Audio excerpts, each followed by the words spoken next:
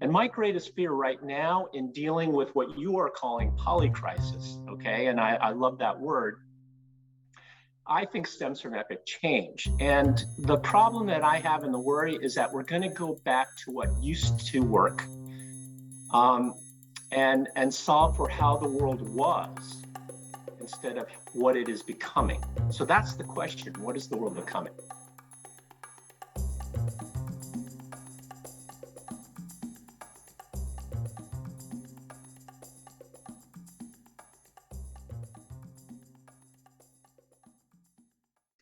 Wonderful. Thanks so much, Michael. And welcome everybody for today's webinar. My name is Stanley Wu, and I'm the coordinator for Omega and the director of the Resilience Project at Commonweal. And Omega is a collaborative working on the global polycrisis and includes the Millennium Alliance for Humanity and the Biosphere at Stanford, the Kranz Foresight Analysis Nexus, or the FAN Initiative, the New School, and the Resilience Project. We're delighted today to be joined by Philip Yoon, a global thought leader with over 35 years of leadership experience in security affairs, nuclear nonproliferation, diplomacy, international development, law, business, and philanthropy. The conversation will be facilitated, but none other, by Michael Lerner. And a little housekeeping before we get started. If you have any questions during the presentation, please type them into the chat box to both panelists and attendees. And we will get to as many questions as we are able to. And also please note that this webinar will be recorded and posted to the Omega website. Now, without further ado, Michael Lerner. Thank you, Stanley, so much. Philip Yoon, we're so delighted to have you here. Joan Diamond will introduce you in just a moment. Let me just introduce Joan briefly. She has been part of our work on polycrisis resilience at Omega and the Resilience Funders Network from its inception. And as you well know, she is the director of the Millennium Alliance for Humanity and the Biosphere, and also is responsible for the FAN Initiative, and really has brought such depth of experience and wisdom to our work that we are forever grateful for it. So with that, Joan, I will turn it over to you to introduce Philip. Okay, thank you very much, Michael. And everyone, greetings, and thank you all for joining us today. Today's Omega Collaborative will be a journey into the polycrisis navigated by Philip Yoon. Philip comes to us not only with a distinguished career in multiple dimensions of our shared human predicament, but with observations, questions, challenges for us to pursue together. He is, using his word, an aggregator, a man who has worked on the ground in many components of our challenging future, a man who has used this experience to cultivate wisdom, who listens carefully to diverse global views, bringing to the process humility while identifying new questions for those concerned about what's ahead. Over the past 35 years, Philip has approached global challenges as a scholar, as a senior political advisor in the East Asia Bureau in the State Department in the Clinton administration, been sought after as an expert on North Korea, which is how I first met him, been a practicing attorney in international law, worked in private equity firm investing in Asia, been deeply engaged in international policy development and domestic political activism. Since 2000, he has focused primarily on philanthropy as executive director and COO of the Ploughshares Fund San Francisco, the largest nuclear weapons nonproliferation foundation in the US, and as vice president of the Asia Foundation. Currently, he is president and CEO of the World Affairs Council of Northern California. For those unfamiliar with the World Affairs Council, which I first joined, I'm lapsed 55 years ago in high school, but was very instrumental in my development.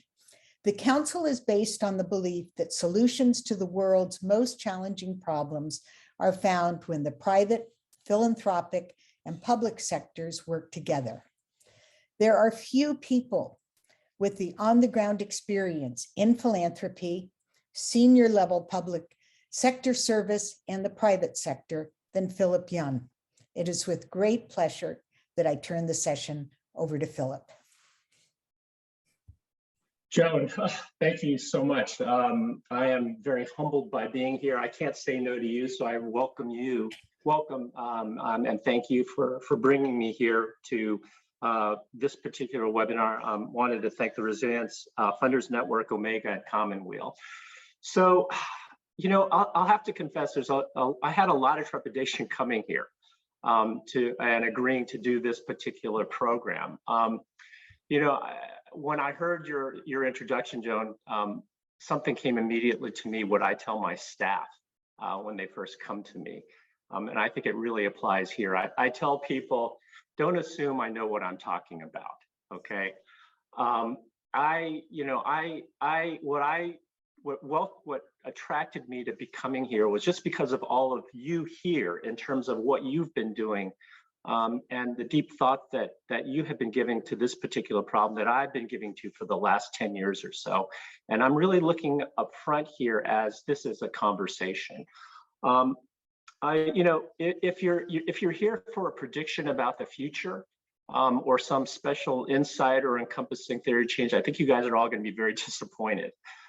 Instead, you know, what I do and I do in my office, I think, is I'm the one who has all the questions. Right? And the questions that we have and I have here are really hard ones.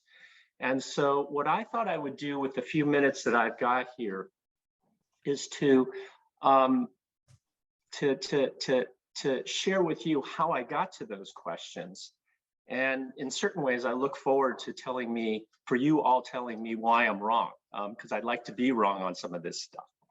So let's start off right now with a question which I will come back to all of you, and maybe what you can do is do it in the chat. This is a question that I ask a lot of people. Do you think the world is a mess, or do you think it's messy? All right. I remember when I asked the staff, I asked how many people think it's a mess. Some people say this, other people say messy, and then I asked how many people think you can't tell the difference, and pretty much everyone raises the question. So I will come back to that at the end, but just keep that in mind and maybe you can sort of throw that around to yourselves in the chat. So for those of you who believe the world is a mess or messy, you have a lot to point to. I mean, you know, if nothing else, the last 2 years have shown that, you know, we are in a very different world now than we were perhaps a generation ago. I mean, you've got, you know, at the local, national, international, transnational level, you've got just incredible things that are happening, right? At the transnational level, we've had pandemic, we've got climate change. At the international level, we have Russia and Ukraine. The way the world worked for the previous 50 years no longer applies. You have at the national level, you know, January 6th. I mean, we're hearing about this right now in terms of what happened, how close we were to losing our democracy. And at the local level, if you're here in San Francisco, when you see all the craziness that's going on in terms of local crime, in terms of homelessness, you know, if you have no doubt before, the world that we thought, we will never go back to what we thought was normal over a decade ago. I mean, that's just the way it is, okay? And my greatest fear right now in dealing with what you are calling polycrisis, okay? And I love that word, I think stems from epic change. And the problem that I have and the worry is that we're gonna go back to what used to work and solve for how the world was instead of what it is becoming. So that's the question, what is the world becoming? So what's the best illustration of this phenomena? I think a lot of people, all of you will be very familiar. I mean, we talked about World War I. The generals of pre-World War I Europe made plans based on wars of the past, which had nothing to do with the realities of what World War I actually was. So with this fundamental belief in mind, what I'm going to argue right now or throw out for you to consider as I go through these arguments, through my thought process, is that for those of you who are concerned about polycrisis, I think one of the most important considerations that in my world, I don't see people thinking about. They're focused on obviously climate crisis. They're thought about, you know, where democracy is. They're thought about the various issues that we have all through these various levels. I think that there has to be a lot of attention being paid to also thinking about a new narrative and origin story, okay? I think that's really important, and I'll explain why. It's a new origin story about who we are, where we want to go, and what we want to become. Okay, now I know that's a pretty big stretch. Maybe, I'm hoping that some of you have thought about this. Maybe you haven't, but this is something that is constantly coming back to me. So here's what I will do very quickly. And again, you all are guinea pigs for me in the sense that I've never made this kind of presentation before. And so, bear with me. I want to go through 4 things, and I'll try to do this as quickly as possible. I want to get to how we got to where we are right now. I want to articulate the challenge itself. I want to dive deeper, and then finally reassemble all of this to give us the questions and leading to the questions about the origin stories, okay? So how did we get here? Well, let's start from the very beginning, the elements of the human condition. Joan, you talked about the human predicament. Well, at its most biological level, we exist to survive so we can procreate, all right? I mean, my parents are scientists. They look at the world in a very scientific way. And so what I look at is I thought the best person that articulates this, and this goes to my view of myself as an aggregator. Maybe a good way to say this, I don't have any original ideas. In a sense, what I do is I take other people's ideas and I put them together, and maybe something else comes out of that, okay? So one of the things that I thought Yuval Harari, and I'm going to cite books that are probably much more in the common, in the mainstream, okay, as a way to illustrate this is, so with that as its basis, what we do to combat early death so we can make sure our children survive is dealing with threats. That's what civilization has done for centuries, right? And those things are starvation, preventing starvation or dealing with starvation, disease, and violence, right? Harari talks about that. So the story then as you move forward is that it took a little while for us to figure out how to deal with that, with combating early death or premature death, okay? But we humans, because of our creativity, wanting more, right? The ability to collaborate and pass on knowledge from generation to generation, which is, I think, unique to humans in its scale, we've done pretty well. And one of the books that I just read, which I thought was fascinating, and someone had recommended this to me a while ago, and I finally read it, was Vaclav Simel's Transitions. Okay, I thought that was a really interesting way of describing the world, which talks about how humans succeeded. So as a result, we increased our population because we were able to just survive longer, and we increased our food production. We have newer and more efficient energy, and we have a booming economy that gives us a little bit more comfort and the ability to live longer. Okay, but this success, as we all know, and this is not new, has created an incredible amount of stress. And one overarching problem is stress on our planet. And so we have our growth and our progress, and however you want to describe it, is environmentally unsustainable, okay? So the fundamental problem that we face now is, and why don't we go ahead and put that slide up, okay? So here's what I keep on, I have this drawing on my desk right in front of me. And I think that the stripped down version of what the challenges that face humanity sums it up right here in this PowerPoint. And it's essentially a way of showing that the human condition and what we do and how we do it is accelerating faster and faster, right? The things that I just talked about, that Vaclav Simel talked about, and others have been talking about for many, many years now, is accelerating because of technology and just, aggregation of knowledge is accelerating faster and faster and faster. And the institutions that we have in order to that have traditionally dealt with the stress that is created by that is is way, way behind. So the circumstance is that we have this huge gap. Now, for me, that is why, in my mind, I am doing what I'm doing. I think, in a sense, this is what you all are doing. All right.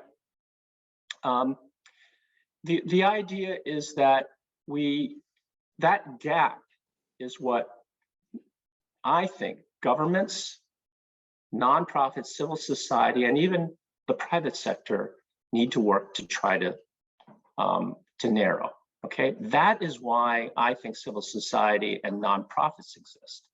Okay, so to address this challenge of the gap, right? You think it would be easy, right? It'd be easy to figure out a way to deal with that.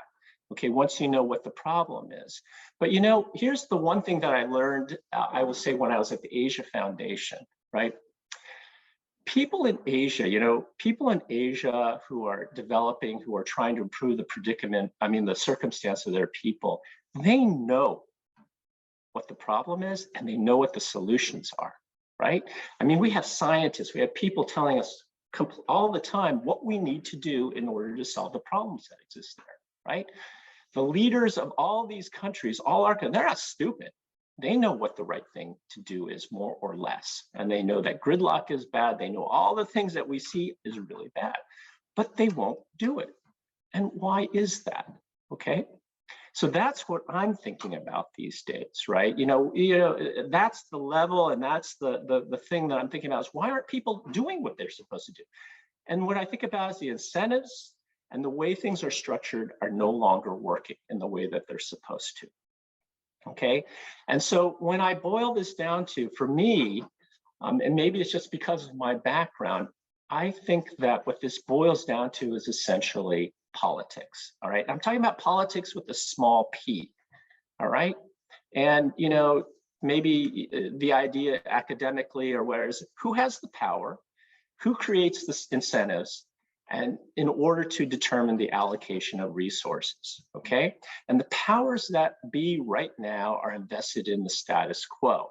And so what we have to be thinking about is, how do we change this? So what I've given you is a very conceptual thing. Let me take this down to a much more humanistic definition about the conflict and the natures that we're going to face. And I am going to quote here Mark Malloch Brown, who's head of OSF right now. I thought what he described, what we're facing right now in terms of our challenge, okay, and the problems that exist right now in a very succinct way. So what he said was that the overarching conflict right now facing the people of planet the Earth for the foreseeable future is between the forces of international cooperation and the forces of nationalism. What you have here and what he has described is what I talk about are the players involved. Another way of looking at that are people who believe in the we, right? And believe in obligations to the community versus just ourselves, okay? So he talks about the players involved. That's the nature of the politics that you are going to see. And I would say, my observation is that everything that you're seeing right now in the world boils down to those two forces, more or less, okay? The second thing is, what is the substantive nature of the policy battle that we're going to be seeing? And again, Mark Malloch Brown puts it very, very well. He says, sustaining the world's ability to absorb new people as our population continues to grow and will continue to grow for the next 50 to 100 years, from 6.5 billion to 10 billion people, depending on more or less how we deal with population, is that our world's ability to absorb new people and the ones in difficult circumstances of the world and provide them a decent life. That is the political issue of our time. So here you're defining the nature and the scope of the actual substantive battle. So if I take Malloch Brown's framework, okay? And so now here we are deconstructing a little bit, okay? Is how are political battles decided, right? And my answer comes down to, when I think about how are these allocations going to be made, I think about it really does come down to systems of government, decision-making rules within the system. And in a sense, it is what we call, for those of you, within a system. So that's pretty abstract, okay? So let me bring it down to something that we deal with all the time first, and then broaden it out a little bit. So all of us have a computer, right? I don't know what computer you have, but what I think about is you have all these apps, you have all these programs in there, and I'm kind of, if I recall, who did I thought about this, and I remember someone wrote, oh yeah, it might have been Tom Friedman about 20 years ago, wrote something about this, or use somebody else's analog. We talk about operating systems, right? It is, whether you use Windows, Apple, or Android. Your computer doesn't work unless you have an operating system, right? And so in the world of politics, I would argue, okay, that the analog for that, for the operating system, about how politics and how resources are allocated, in the 20th century, it was a battle between fascism, communism, and really liberal democracy, or market economy, or however you want to describe it, as a means to describe politics. Those were the battles of the operating system then, right? And so that then leads me to this particular thought. Okay, the current circumstance right now is that, so we know that fascism lost in World War II, communism lost in 1989, and then democracy was supposed to be the end all be all, the end of history, as Frank Fukuyama talked about, right? Now, the problem is that, a lot of people prospered. And I come from Ohio, come from a small town in Ohio. I'm in contact with a lot of people in Ohio. My wife comes from the Central Valley. There are a lot of people there that waited in the 1990s and early 2000s for that prosperity that happened for a lot of people to come to them. And it didn't happen, all right? And so what you're seeing now, as we talked about politics, investment in the status quo, is that, I think you all have been talking about the efficacy of Western liberalism and democracy is being challenged by many because it has failed to address the problems that currently exist for many, many people. And people are looking for alternatives. So how does that manifest itself now? Well, internationally, whether we realize it or not, there is an alternative system emerging, okay? I'm not saying that, and that is a rising China and its system. I'm not saying that the Chinese are intentionally doing so. Maybe they are, maybe they aren't, I don't know. But you have people who are basically talking about China in that terms. And to quote, here's what someone said, in terms of that part of the world, the Pakistani prime minister who just lost, Imran Khan, talked about the communist China is a unique alternative model, parallel to the electoral democratic system. China has basically, and I'm paraphrasing, has introduced an efficient system of sifting talent and grooming it, which is much more remarkable than electoral democracy. That's pretty interesting. And I think a lot of people are talking about that, about China in that way, okay? Domestically, we see what's going on with Trump, MAGNA, offering a kind of alternative. It's definitely much more nationalistic, much more autocratic. It's about getting things done no matter what. And for a variety of reasons, it's compelling to people, right?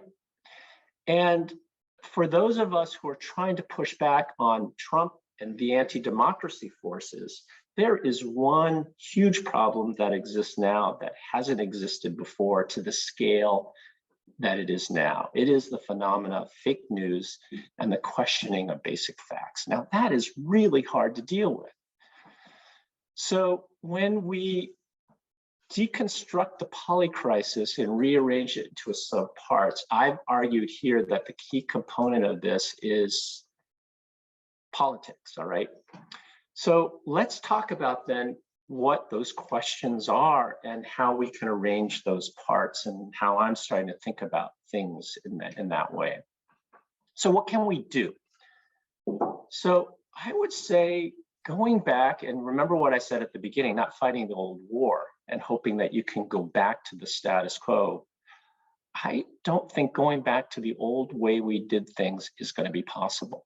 All right, there's just too much that has happened. And we need to deal with a completely new world, and we can't rely on what worked before to work again. And I think that we have to start thinking about the idea, we have to start accepting that the perception that is growing stronger and stronger and stronger throughout the world, that Western democracy, Western liberalism, and capitalism needs to change and is failing. Okay, so that's nothing new. I know you all are talking about that. But my question to you, okay, is, and I know that a lot of you are probably thinking about, what is that new vision, okay? What is, I would say, using the computer languages, what is Western liberalism 2.0? What's the upgrade, okay? So I've been spending a lot of time thinking about that. I have no idea what that is, okay? I have some elements here that I can answer questions, and if I have a little time, I can talk about it. But I want to spend a little more time for people to be thinking to talk about this, because I want to hear your answers. And so, you know, assuming we figure out what that is, all right, once we have a new vision, we also have to develop a new story to communicate that. Now, I always used to think that communication and public affairs was sort of, you know, most of us who, in most of what I found, most of the people in the world who work in the world think about that as you know, public affairs as an afterthought. They think of a policy, they put it together, and then the public affairs issues and the communications issues come at the end of the process. I have come to believe that that has to be at the very, very beginning, particularly now, when information is disseminated so very quickly. So as we think about what the new story is, or we think about what the new vision is, we have to start integrating the new story, the new narrative to sell this upgrade system, okay? And the reason why narrative is so important is because most people don't act on facts anymore. They act on emotion and connection and community. So that's what's really interesting that I've sort of, I realized is that we are uniquely human. What is uniquely human is that culture, myths, and stories. You know, it's the notion of how do you get 1 billion people to agree to what is essentially a conceptual framework that is not tangible, but a set of rules that everyone will agree to and work with, right? I mean, that's remarkable if you think about it. We have 6 billion people who more or less agree and are working on a common set of rules, right? And the reason that happens, I mean, I think about North Korea, right? You have a completely different system, but they have an origin story.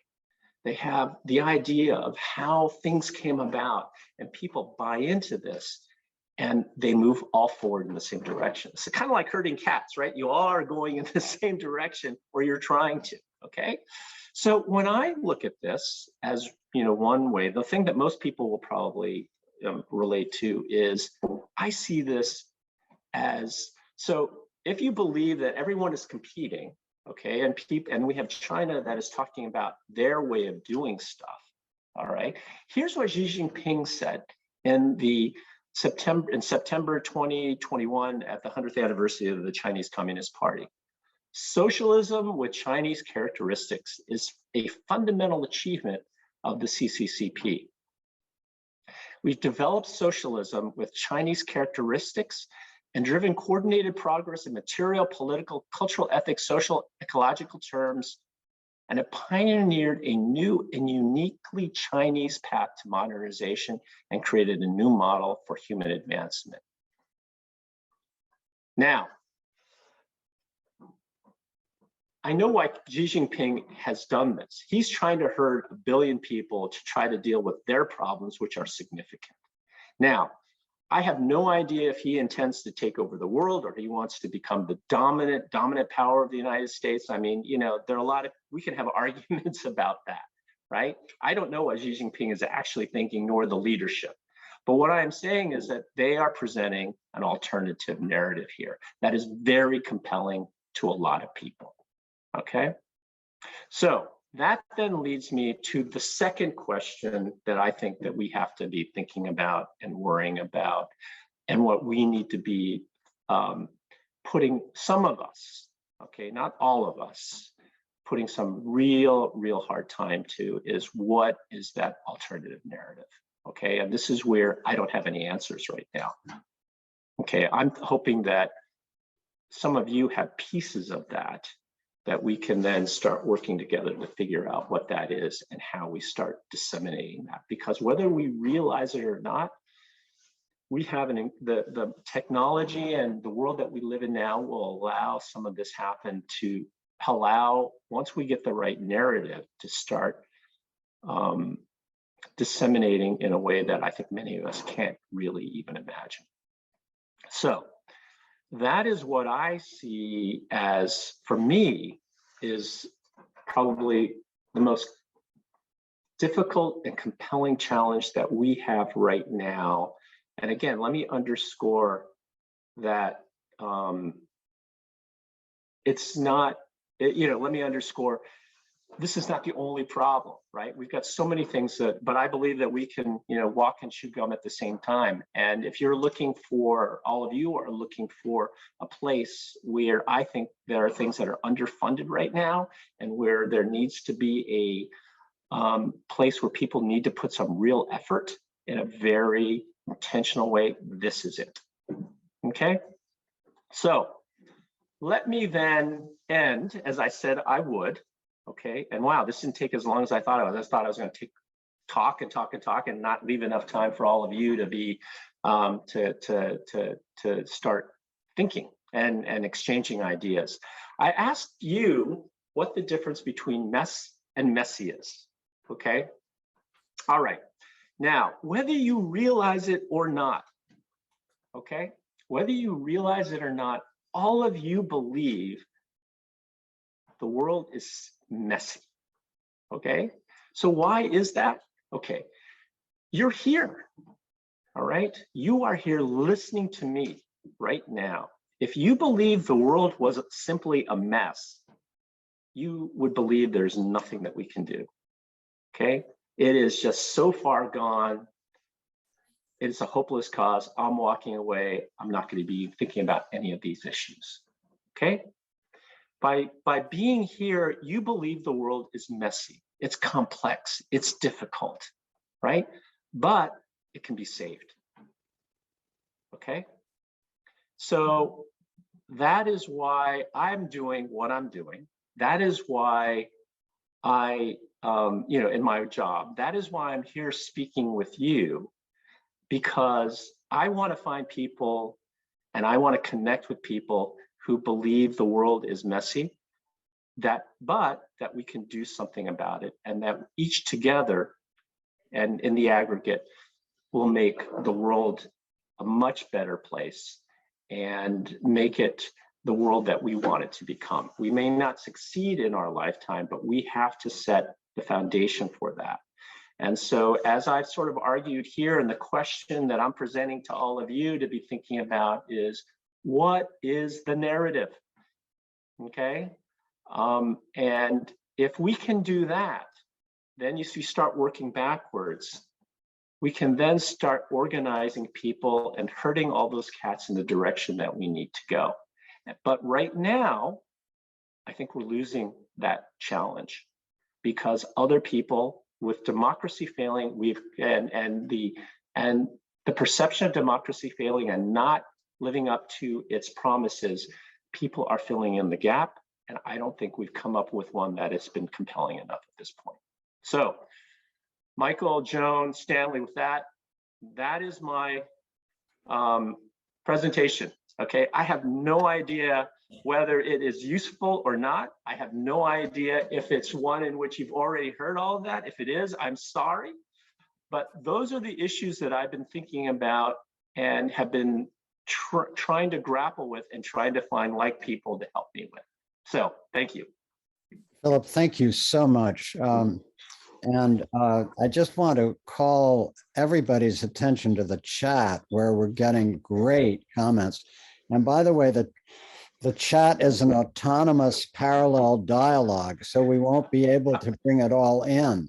But there's so much good stuff going up there. You know, Jonathan Cloud, I would say the story is collapse and renewal. The question is what kind of renewal? Paul Growald, has there ever been a unified story behind the world being messy and difficult that is accepted by most human beings? And then there's a reference to the Nordic secret work, which is really interesting to us. We actually have a project on that. And then Christine Muller, we need to develop spiritually, which is a strong position. And then there's a good deal on Václav Smil's work, which we are close students of, as many of you know. He's Bill Gates' favorite scientist, and he's a skeptic on the energy transition. He argues that we're not going to make it, whereas Amory Lovins and the folks at Rocky Mountain Institute believe we can make it. So that's one of the critical issues.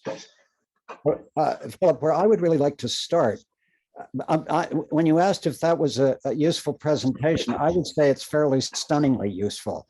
And no, it's really excellent. And what I would start with a fundamental challenge. You said the world is divided, a good argument, between nationalists and internationalists.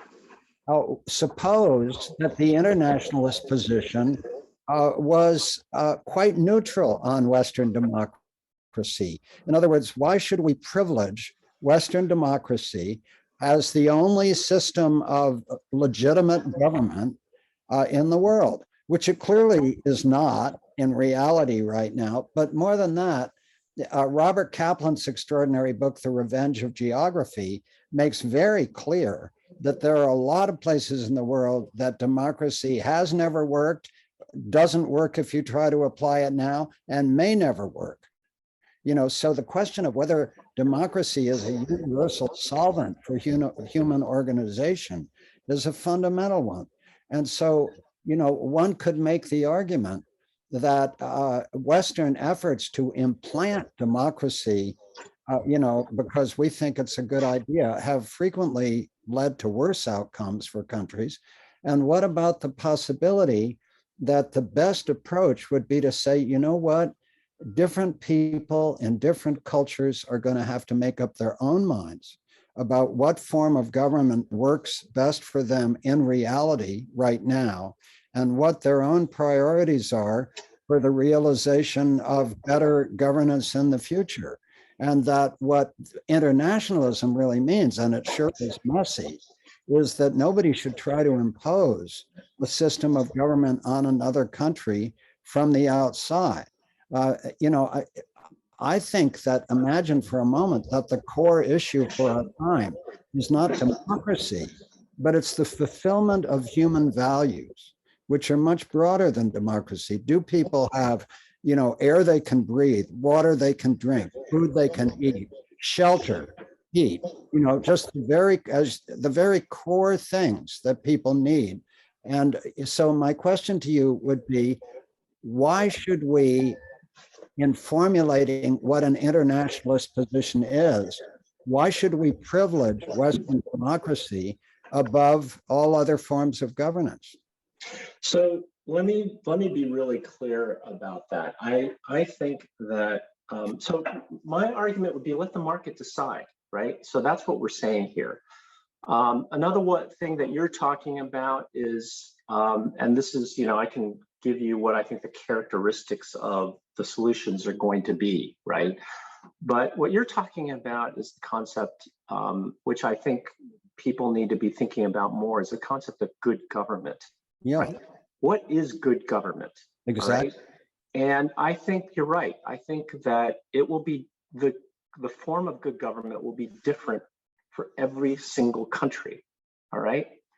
And what I would say for us here in the United States, one of the things I firmly believe in is leading by example, right?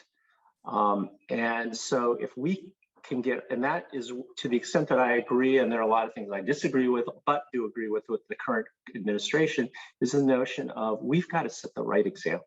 We've got to get our own house in order first.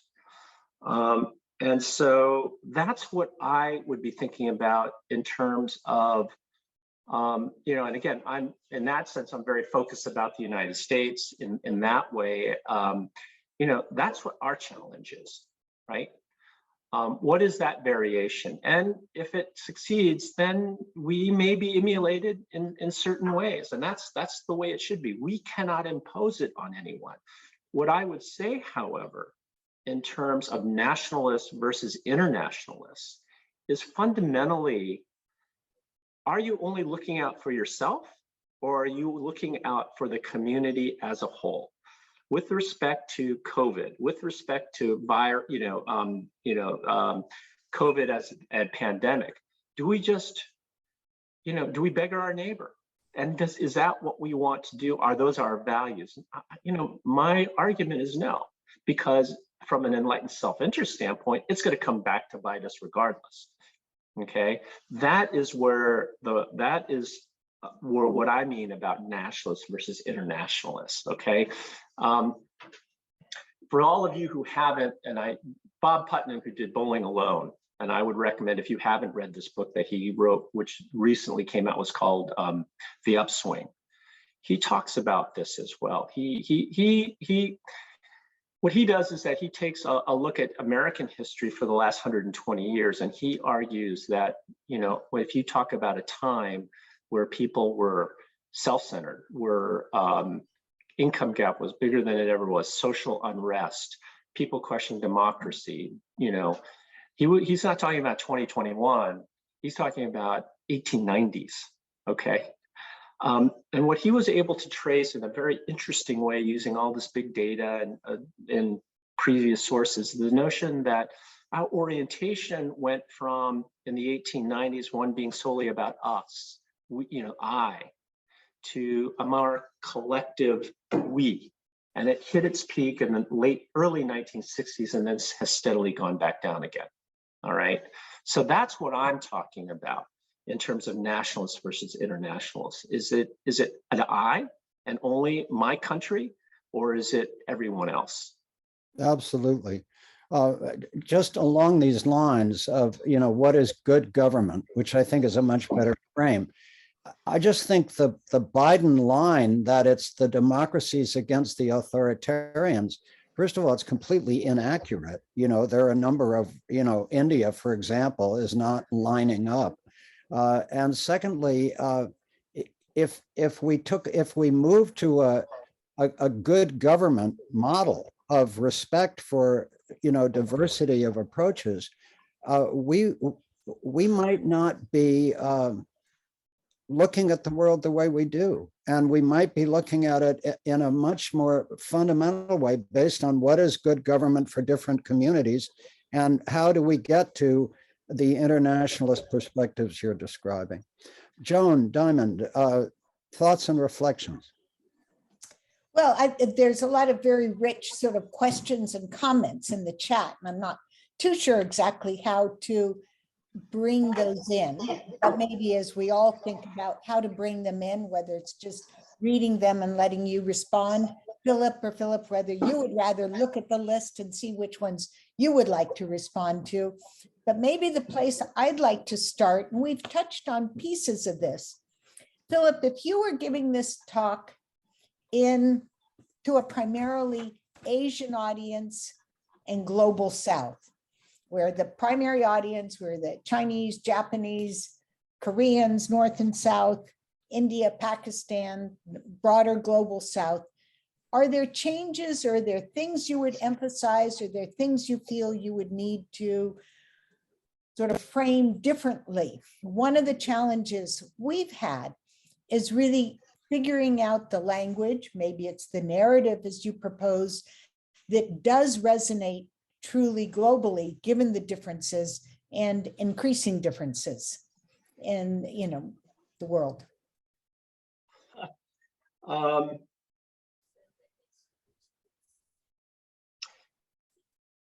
Yeah, one is, again, Michael, you're absolutely right. We cannot be perceived as imposing anything on anyone, right? That is never going to work, okay? The other thing that I point out is, unfortunately, narratives are never accurate, okay? That's one thing we have to accept, right? So we're gonna have to fudge a little bit, okay, as we try to figure out what this universal narrative is going to be. And we're going to have to figure out how to adjust that narrative for particular countries, right? And so, Joan, it's hard for me to say what I would do for the global South or for Asia because it's so diverse, right? But I do think that as I'm, and I'm riffing here a little bit, right? There are things about good governance. It is about, basic human liberties, right? It is this combination of collective and individualism. You have to appeal to self-interest, okay? Because if people are allowed to be as creative as possible with limits, you are going to produce and create things at a much, much better rate and faster rate than you would in a society that limits those. I think those are the things that you want to be focusing on, right? So as I think about, maybe I don't, again, I don't have the answers. What I can tell you is we have to figure out what, going back to my private equity venture capital hat, I firmly believe in two things that are going to have to happen. So this is not the answer, Joan, that you're talking about, but I can tell you what we should be doing, all right, to facilitate that, to get those answers. One is we have to experiment like crazy, right? So for all of you funders out there, use a venture capital model if you can do that. You've got to seed a lot of different ideas. All right. And there are characteristics of, because I've been a funder too, right? About what that looks like and what you should be looking for. So that's one thing. The second thing is that it's got to be local. Because that's where you can get the most done most quickly and use it as a proof of concept. And then if you design the project in mind for scalability, which is ultimately what you want, then it can be disseminated. And one of the things that you can do, and here's an idea that I would love to do if I had the money, is to create as many different networks and nodes around the world to be able to share that information. So, I have this idea of creating a central clearinghouse for cool ideas, for proofs of concepts that have actually worked locally that people can access, right? That's what at World Affairs, what we, as I was telling you, Michael, and I'm not pitching this, but this is something that, we don't have to do this, but this is what I like to do. This is my life's work, is that, the new public, the public platforms that we have in the past for the old world were simply one way. You get a bunch of experts coming in and telling you what to do, right? And we know, in the nuclear world, you have people who are what we call the nuclear priests. And they would tell you, this is the way it is, and this is what you got to do, and go, and that's it. Give us the money and we'll take care of it, right? That doesn't work anymore, right? What we're doing at World Affairs is we are now saying that people are yearning for action. All of you are yearning for action. And so we are creating a platform for that to happen. We're going to allow all of you to actually we're going to curate stuff, and we're going to allow you to start taking something that you think is meaningful. So here's where I think what you need to do is, I can tell the process, okay? Here's the other thing. Most people say, what is the most important innovation that has occurred in the world, right? Is it the computer? Is it the press? Is it this? To someone has convinced me of this. Maybe it's because my father is a scientist, is a physicist, my mom is a biochemist. The most important human innovation that has ever occurred is the scientific method. Okay, from that, everything springs forth from. And the scientific method, if you take that, is based on experimentation and verifying and then moving forward and disseminating it. That's what I want to do here. Okay, that's what we can do here. Okay, so those are the two things, Joan: experimentation, make it local, and the third thing is create a central information bank that people can take it and do what they want with it. And it doesn't cost anything. Okay, it's open source. That's brilliant and looks very helpful. The only thing I would add or question is the importance of failure. That when you seed something and start something, the metric can't be success. Right. And I think that needs to be part of our conversation. Absolutely. I think that's absolutely. As an expert in failure. So there you go. So those are the 4 characteristics that we just talked about, right? Right. Everyone can see what didn't work and why. Right. And that the learning there.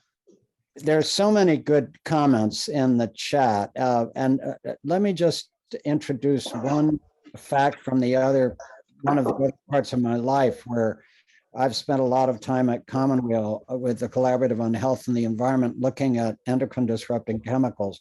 And the complete toxification of the entire biome is overlooked because of the climate emergency. But nonetheless, the toxification of the biome is an extraordinary fact. And one of the consequences is declining sperm counts, which are declining rapidly. A woman named Shauna Swan, a colleague, Dick Jackson was on this call, one of the actually key scientists who worked on this at NIEHS on endocrine disrupting chemicals. But there's a very real crisis in human fertility, and sperm counts are going down, as is female viability for pregnancy.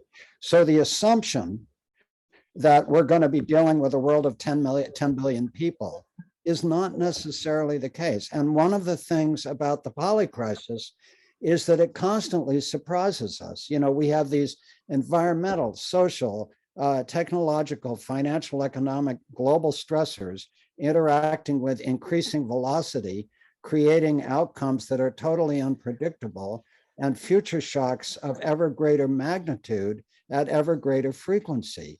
So all our ideas about how the world is going to look are basically up for grabs because, you know, there's so little that we can predict in it. So I guess one question for you is, that's how, quote, we see the world, this idea of these interacting global stressors. We have a list of 20, 30, 40 under those categories. The total unpredictability, the increase in future shocks, and so on. Is that allied with how you see the world, or do you have a different model of what's happening? Yeah, I completely agree. And so that's why, you know, that's why you experiment. That's why you have, it's very decentralized. That's why it's local. Because at the local level is when you're going to start detecting sort of these of what's to come. And if you have a repository or a way for someone to communicate what's happening in one part of the world that may have applications, to know that you can start pulling all this together. So yes, completely. I mean, you know, no one knows what's going to happen. The other thing I would say, quite frankly, is that one of the things that I firmly believe in too, and I think this has been borne out by, you know, Bob Putnam. Bob and I are on a board together. Bob's book, you know, Upswing, is the idea of one common element and a solution is young people. I'm not talking about teenagers. I am talking about not someone my age, all right? I'm talking about people in their 20s and 30s. They're the ones who are going to find the solutions. They're the ones who are going, if we give them the opportunity to experiment, they're going to come up with some stuff that will be responsive to whatever happens and creating the resilience I think you're talking about. Yeah. So let's take a look at the chat here. First of all, Philip, you can just pick something if you'd like to.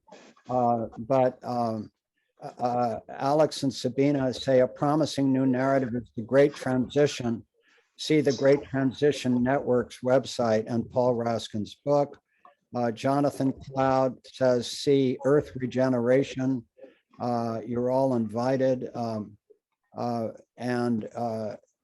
Jonathan Cloud says, I don't think we can let countries decide how they want to be governed. We need to get rid of countries, focus on bioregions. Government will only work in the long term if it is actually by, for, and of the people. Yeah, that reminds me of Randy Hayes' vision of North America specifically as a network of bioregional economies. And so there's a whole school of thought, which Jonathan Cloud is describing, that we have to get rid of countries, which will be, here's the Upswing book, How America Came Together by Putnam, a wonderful resource, Governance Befitting Humanity in the Path Toward a Just World Order. So there's just a lot of great commentary. Philip, is there anything you'd like to pick out to respond to, or further comments before we ask more questions? No, I mean, I kind of agree with everything, there's not much here that I can really, there would just be certainly just quibbles more than anything else. I think though, again, I want to underscore when I look at this is, like I said, everyone knows what the solutions are, right? They do. Everyone knows what you need to do. The question then boils down to politics, right? And if you're pessimistic, we're not going to get our politics, then basically things will fall apart. And then you have ideas about how to regenerate, right? And those will be applicable, right? But I'm talking about process here, and I'm not a process guy, right? But I am talking about the operating system here. So how do we align incentives and put together approaches that realign incentives in a way that's going to get our politics unstuck? Because I think it's unrealistic to scrap everything. What you've got to do though is figure out a way to get things unstuck. And if they don't get unstuck, well, here's the other way to look at it. Okay, I'm somewhat, I don't know, fatalistic, or if you think about the world as a competition between China and the United States, right? Nothing's inevitable. I don't think it's written in stone that China's going to keep on rising, nor is it written in stone that the United States is going to be continuing declining. I don't think that's the case. I think what is going to happen is whoever gets their act together more quickly is the one that's going to succeed. Both have serious problems, right? And all this is grounded in their own politics internally. Now, and so that's what I think is the big thing that we have to focus on is our process here, getting our act together and getting things unstuck, and thinking about what those levers are going to be. I think you would get no disagreement in the United States on that. Linnea Lombard, who's thought a lot about this wonderful organization called New Stories, says, speaking of the networks of different ideas, these networks are already happening. Everyone I know is creating new platforms to link up new ideas and what's working. So lovely. Again, Christine Muller, we need both a just global governance and empowerment of people at the grassroots.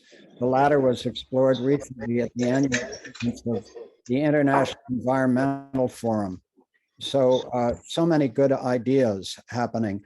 There's a very interesting conference about to take place in Austin, Texas, which I encourage people to look at, called Emerge. And it's run by a group out of Europe called Perspectiva. And they have a very interesting European voice on these issues, which is very dialogic along the lines that you're describing, Philip. So, by the way, we will capture all of the chat and send it out to everybody. So that's great. The case. Joan, do you have additional thoughts or questions? No, I mean, I of course have an endless list of questions to pursue over time, but not for right now. I'd really like to thank them, and not only Philip, which we will do again, but many, many really thoughtful and useful comments in the chat of other organizations, initiatives, what people are finding useful.